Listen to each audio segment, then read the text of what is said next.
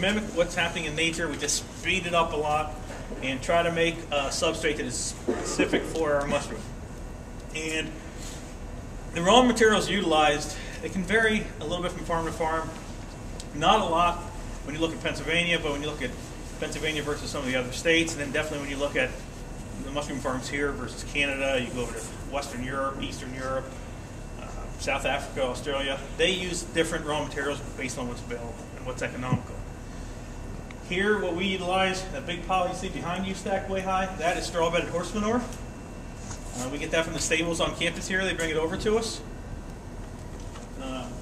On either side, you see the big round bales. That's switchgrass straw. Typically, well, not typically, nobody uses switchgrass straw for mushroom production besides us, at least in the United States. They use wheat straw. The only reason we use the switchgrass, it's available to us and it's free. The plant pathology farm out at Rock Springs, we have switchgrass out there. We bale it up, so it's a resource that's available for us. We bring it out here. If we didn't have that, we could use more wheat straw, but we'd have to pay for it. The switchgrass is a little different as far as characteristics versus wheat straw. It's a little tougher, a little waxy layer on it, more of a waxy cuticle. So it takes a little more composting to get it ready for the mushroom versus the wheat straw. But what we'll do here is we use the straw-bedded horse manure base. We mix the switchgrass with it. We add poultry manure. It's a relatively high nitrogen content for a nutrient for us. We add dried distiller's grain, a byproduct. We utilize that for a nitrogen source. We add gypsum, which is calcium sulfate. It's basically drywall, wallboard, ground up pretty fine. That affects kind of the physical properties of the compost. And we add a lot of water. That's basically our formula. A typical farm in Pennsylvania also uses a lot of mulch hay, grass hays. Not alfalfa, but don't use the grass hays. We don't use it here. We're actually not set up to use it here just because of the equipment we have, but they use a lot of grass hay in Pennsylvania. You won't see grass hay being utilized, I don't think, anywhere else outside of North America. You see some formulas that are pretty much a basic straw, poultry manure. Sometimes they use urea, a little bit of urea, water, and gypsum. Pretty straightforward. But what we're looking to do is we're trying to take this raw material and make it into a selective substrate for our mushroom. So the first thing we do is get it undergoing a composting process. Here at the university, we start a new crop every 3 weeks. So because of that, we are starting a new compost pile every 3 weeks. A typical mushroom farm will be having compost at different stages all the time. Now, one of the advantages I mentioned to you about Pennsylvania, because there's so many farms in such a small area, not every farm has to make their own compost. And it's got to a point now that a lot of farms don't make their own compost. There are a couple of large kind of co-ops or private companies that will make compost and then sell it to different growers. So they'll go through what we call this phase 1 composting that we're doing here outside, and then sell it to the growers. It has the advantage to those growers that they can eliminate some of the environmental issues with having so many raw materials to handle, and some of the variability of the composting process. This is really the base of the whole foundation. If you don't do this right, everything gets thrown off when you try to grow the mushrooms. So making the compost is really important, and this is where that art comes in. I studied it for my thesis. I've been here came back about 6 years ago now. And when you're on a mushroom farm, or if you're out here seeing me when we make compost, you can know as much as you want to do, but the way you read the compost, you grab it, you squeeze it, you smell it, and you feel it. And you make adjustments accordingly. It's just the way it is. You know what your goal is with some chemical parameters, but you have to interpret what the compost is doing. So what we do here, historically what we used to do up until about 1998, we used to make the compost in a long windrow. It looked like a big long loaf of bread. We call it a rick in the mushroom terms. Square side, square top, and it can be as long as you want it to be. And there are still some mushroom farms in Pennsylvania that utilize the rick composting, the windrow composting. Pretty much as far as Western Europe, now Eastern Europe, since they're part of the EU and they have the money coming over. Australia, they've gone to the aerated floor system. Got away from the what we call the passive aeration, or the ricks. And a conventional rick or a windrow, when you mix these raw materials together, there's a lot of nutrients available, a lot of water. The microbes in there just take off. They start really decomposing the compost. The pile starts heating up. You get what we call a chimney effect. The heat rises through the center of the windrow, fresh air comes in from the sides, and that's how you get the air going into the compost pile. The drawback of that is any free water in the pile. Fans kicking on right now. We have compost in the small room. The drawback of that, the free water settles to the bottom, and you're always going to have a bottom core that isn't getting fresh air, so it goes anaerobic. And there's two things that happen when the compost pile goes anaerobic. One, you get offensive odors coming off, more offensive. You know, you can imagine, you can smell here. We have some doors and that door, stick that in here, and get some odor kicking out of there. We're small. When you go to Chester County, anybody been in Chester County? There's a unique odor when you drive around Cannon Square. There's just so much that's pure. You know, we grow 70,000, 75,000 pounds of mushrooms a year here. Pennsylvania grows about 500 million pounds a year. Again, 2/3 of that down in Chester County. So much larger scale than we're looking at here on the size of the composting operations. Some of those composting operations will produce 7,000, 8,000, 9,000 yards of compost a week.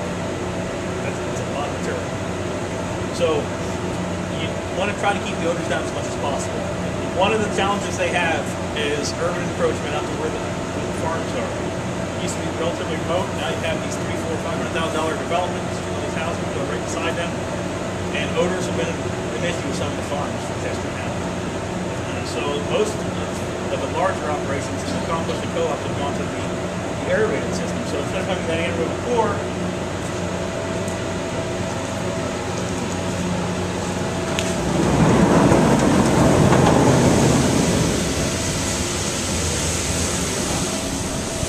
hear that air coming up in there now.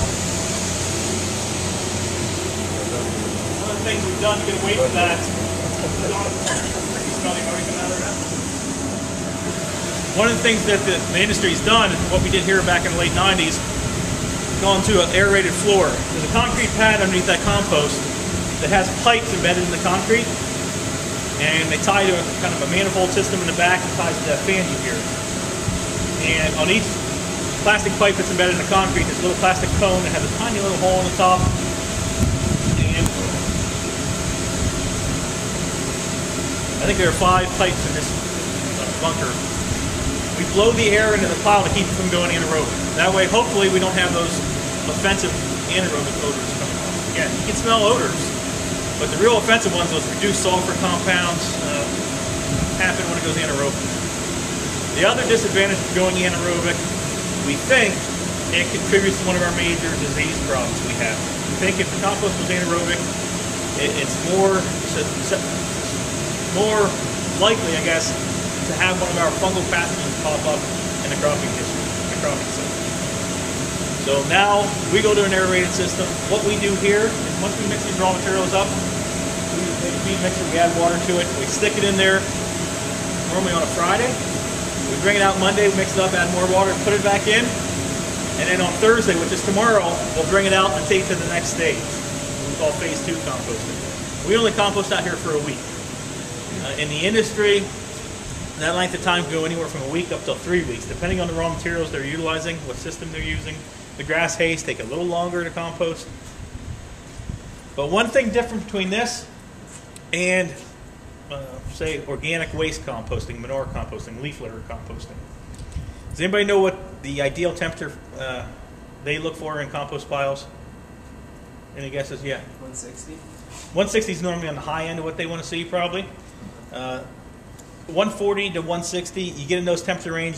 You get much above 145, 150, you start getting elevated temperatures and your microbial activity can start slowing down. They're looking for as fast a decomposition rate as they can get. We, on the other hand, we want to shoot past 140, get up into high temperatures, and we start seeing some chemical reactions going on in the compost pile, some browning reactions. That compost we just turned yesterday, right now it's about 170 degrees probably. Tomorrow it'll probably be pushing about 180 degrees. That compost temperature is just from the microbial activity in the compost pile. And what we'll do is, you can see the gray wires in there. We have 4 temperature probes in the pile.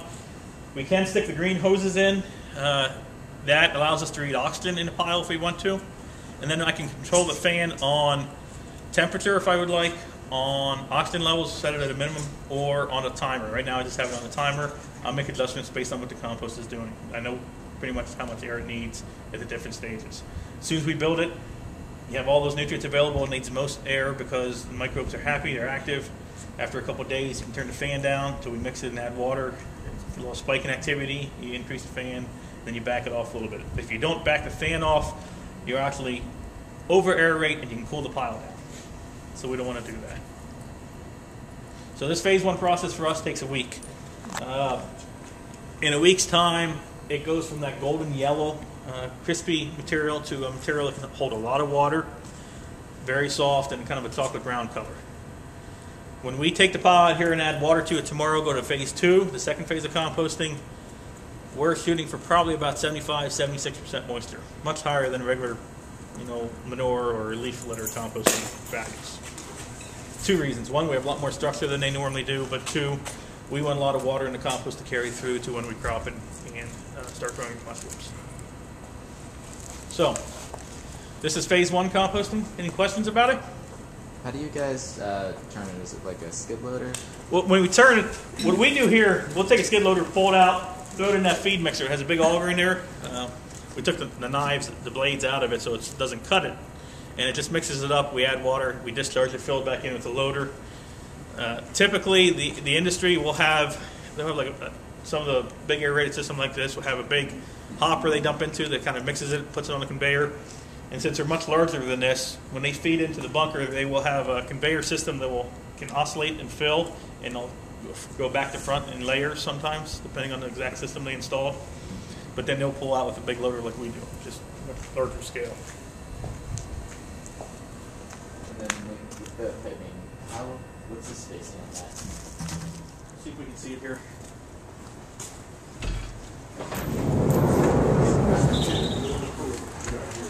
I've got a headline if you'd like. Yeah, headlight.